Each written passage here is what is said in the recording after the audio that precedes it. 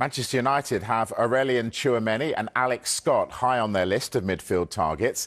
United are assessing which move to make next after seeing their targets Elliot Anderson and Matheus Fernandes go elsewhere this week. They're assessing their next options because Matheus Fernandes was a player they looked at, they weren't willing to pay £85 million for, which Spurs were. That list includes Felix Metscher, Ayoub Bouhaddi, Sander Berge at Fulham and Eduardo Camavinga, who plays alongside Tchouameni at Real Madrid. The situation around the Real Madrid players is slightly complicated by the fact that Real Madrid themselves are trying to sign a midfielder in this window. If they were to bring in a midfielder, maybe one would be allowed to depart, but it's our understanding Camavinga would be the one more likely to leave. So Tchouameni, who would be one of United's top priorities, seems difficult for United to do at this moment in time, as is Alex Scott, because Bournemouth don't want to let him go in this transfer window. Had a brilliant season last time around, helping Bournemouth qualify for European football. They'll be playing in the Europa League this season. They want him to sign a new contract at Bournemouth as well. As far as they're concerned, they always give Marco Rose the best possible squad for his first season in charge. But it is the priority for Manchester United in this transfer window. Plenty of names on the list, but it feels like Tchouameni and Alex Scott are right at the very top after United have missed out on a number of different targets already in this transfer window.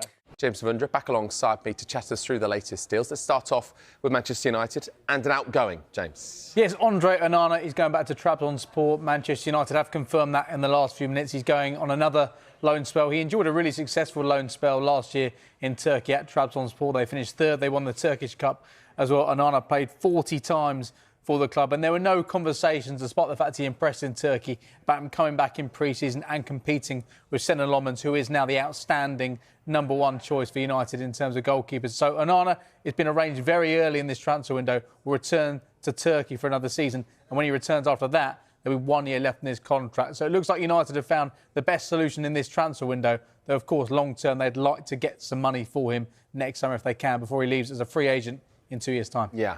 In terms of income, of course, last summer, United were focusing top end of the pitch, the likes of Mbomo and Cunha, but the focus seems to really be on midfield this summer around. So who are the options they're looking at, James? That is the priority for Manchester United in this transfer window, a midfielder. They're already going to get one in the form of Ederson from Atalanta. That will be confirmed as soon as Brazil go out of the World Cup. But Aurelien Tchouameni, Alex Scott... Or win it. Or win it.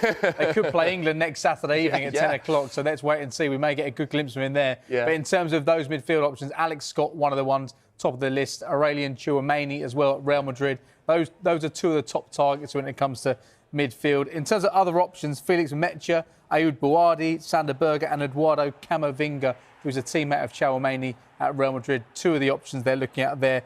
I guess the issue around the Real Madrid midfielders is the fact that Real Madrid are looking to revamp their midfield in this transfer window. They're looking to sign one more midfielder. There's a feeling if they do bring one in, then maybe one midfielder will be allowed to leave. You think that may be Camavinga. So I think Tchouameni will be a very difficult player to get out of Real Madrid. Same being said about Alex Scott as well. Bournemouth don't want to sell him in this transfer window. If there was to be a race to sign him, you'd think Manchester United and Arsenal would be the front runners. Bournemouth want him to sign a new contract. We know how impressed Thomas Tuchel's been with him. He played for England during those warm-up matches earlier on before the World Cup, and they've got European football to look forward to this season as well. They want to keep him. Those two deals look very difficult for Manchester United to do. We know they definitely want to sign another midfielder alongside Ederson. I guess the old cliche at this time of year, especially around relegated clubs, they're willing to do business on the cheap for their best players. West Ham keen to avoid that, though, and we know that there's plenty of players there of interest. So what can you tell us, especially around these two? I think we need to give West Ham plenty of credit for getting £85 million for Matheus Fernandes. Sure. A brilliant start to the transfer window for them in terms of recouping some money. Here are two players who are likely to be top of the agenda. Manchester United see Summerville as one of the top left-wing options.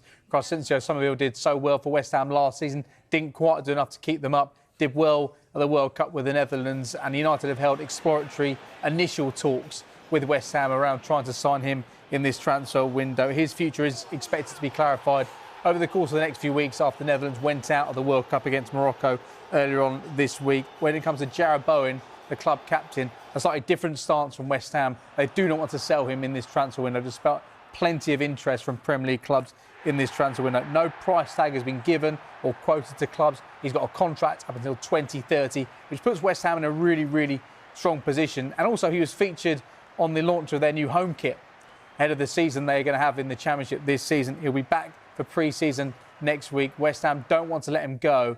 So it seems like Bowen is not for sale. Summerville, it looks like there is interest across the Premier League. Manchester United, one of the clubs looking to sign him. At the same time for Manchester United, they got Marcus Rashford back at the club. Barcelona didn't take the option to buy him permanently. I don't think United would consider another loan spell for him.